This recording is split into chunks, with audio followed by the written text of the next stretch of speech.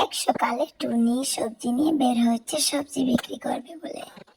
রাস্তায় হাসছে আর বলছে, সবজি নেবে গো সবজি।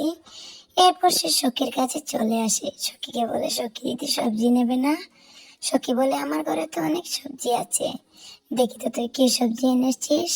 টুনি বলে, তারপর সখী দেখে সবজি কি কি লাগবে।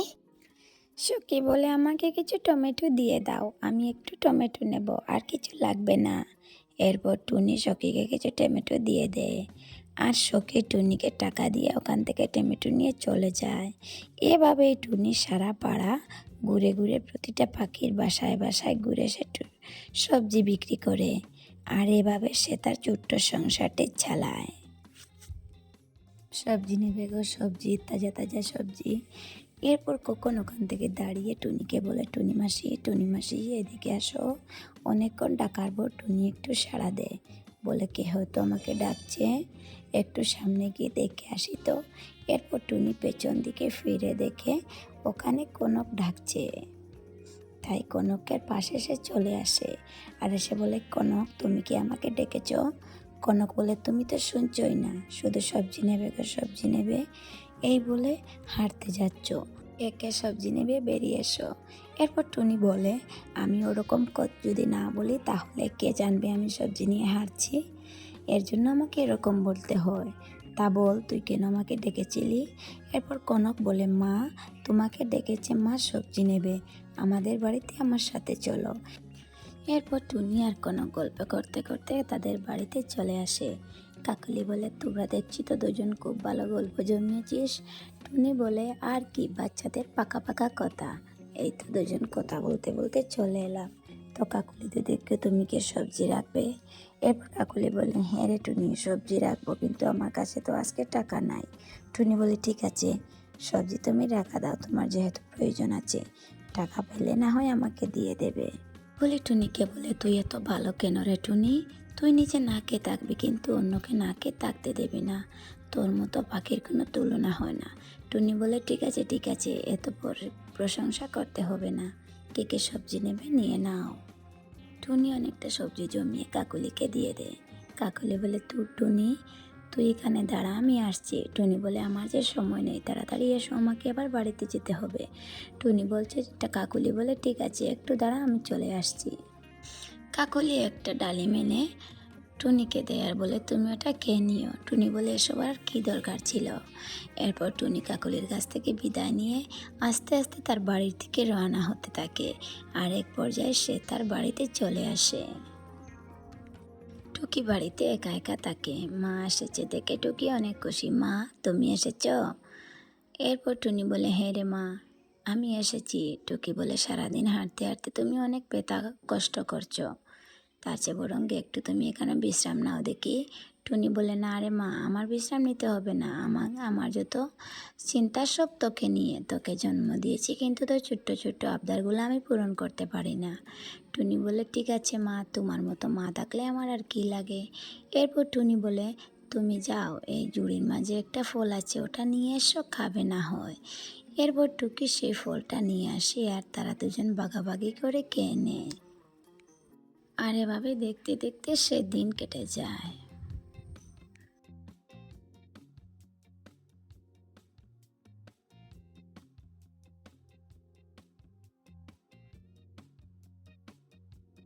পরের দিন টুনি আবারও সবজি বিক্রি করার জন্য বেরিয়ে যায়, আর রাস্তায় গিয়ে সে ময়ূরীর সাথে দেখা হয়। ময়ূরী বলে, টুনি তুই আমাকে কিছু সবজি দে। টুনি বলে, কী কী সবজি দেব? ময়ূরী বলে, ফুলকপি, টমেটো আর আলু দে আমাকে, আর এই নে তোর টাকা। এরপর টুনি আবারও বেরিয়ে পড়ে ময়ূরীকে সবজি দিয়ে সে আবারও সবজি বিক্রি করতে। আর রাস্তা যেতে যেতে সে হঠাৎ দেখে এক বুড়ো বৃদ্ধ এখানে পড়ে আছে, আর টুনির অনেক মায়া হয়। টুনি তাড়াতাড়ি কাছে এসে বলে, বুড়িমা কি হয়েছে আপনার, আপনি এভাবে শুয়ে আছেন কেন? বৃদ্ধা বলে, আমি অনেক অসুস্থ রে মা, এই পৃথিবীতে আমার আর কেউ নেই, আমি একা। এই বলে বৃদ্ধা কান্না করতে থাকে।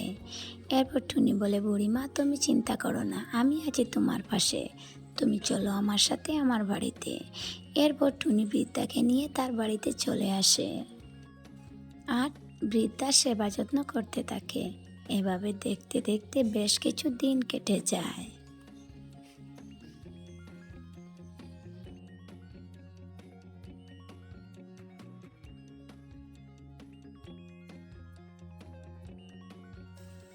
আর টুনির অনেক পরিশ্রমে সেবা যত্নে বুড়িমা সুস্থ হয়ে ওঠে। টুনিকে বলে, টুনি, আমি এখন অনেকটা সুস্থ আছি, আর আমাকে এত সেবা করার জন্য তোমাকে অনেক অনেক ধন্যবাদ। তুমি না থাকলে আমার যে কি হতো। এরপর বুড়িমা টুনিকে একটি সাদা পাকা দেয়। টুনি বলে, এটা কি বুড়িমা? এটা তো দেখছি একটি সাদা পাকা। এরপর বুড়িমা বলে, আমি হলাম এক তান্ত্রিকের স্ত্রী, আর এই তান্ত্রিক মারা যাওয়ার সময় এটা আমাকে দিয়ে গেছিলেন।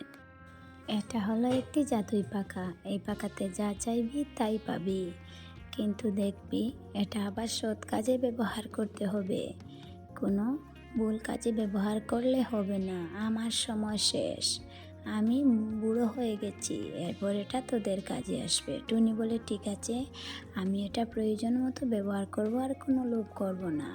টুকি বলে, টাম্মি, তুমি আমার সাথে খেলতে আসো। টুনি বলে, তোর টাম্মিকে সুস্থ হয়েছে খেলার জন্য? বৃদ্ধা বলে, তুই টুকিকে বকিস না তো টুনি, আমি ওর সাথে খেলা করব।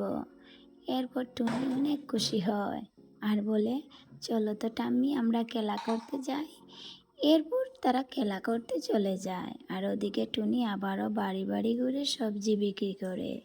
এখন তাদের পরিবারেও আরেকজন যুগ হয়েছে। টুনি বেশ অভাবে পড়ে যায়, আর অভাবে পড়লে সেই বৃদ্ধার সাদা পাকা দিয়ে টুনি তার অভাব দূর করে, আর এভাবে বেশ সুখে তাদের জীবনযাপন শুরু যায়।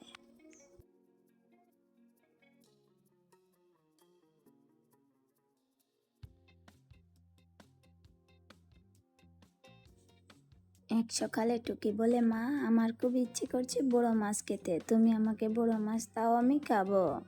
টুনি বলে, মা, আমার কাছে তো এত টাকা নাই, আমি তোকে এখন কিভাবে বড় মাছ কিনে দেব বলতো, আমার তো সামান্য টাকা আছে। এরপর বুড়ো মা বলে, কেন, তুই এই সাদা পাকার সাহায্যে টুনিকে একটু মাছ দিয়ে দাও, ওর খুব ইচ্ছে করছে।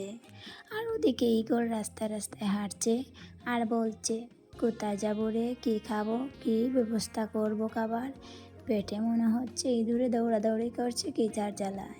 এই বলে ঈগল হাঁটতে হাঁটতে সামনে টুনির বাড়ি দেখতে পায়। এখানে এসে বলে, এই রে, এখানে তো দেখছি টুনির বাড়ি। এই বলে ঈগল টুনির বাড়িতে চলে আসে খাবার চাওয়ার জন্য। আর টুনিরা সাদা পাকার কাছে খাবার চাচ্ছে, ঈগল তা দেখে ফেলে আর দেখে হতবাক হয়ে তাকিয়ে থাকে। টুনি বলে, এই সাদা পাকা, তুমি আমাকে খাবার দাও। এরপর সাদা পাকা অনেকগুলো খাবার দিয়ে দেয়, আর ঈগল দেখতে থাকে। আর এইভাবে গল্পটি শেষ হয়ে যায়।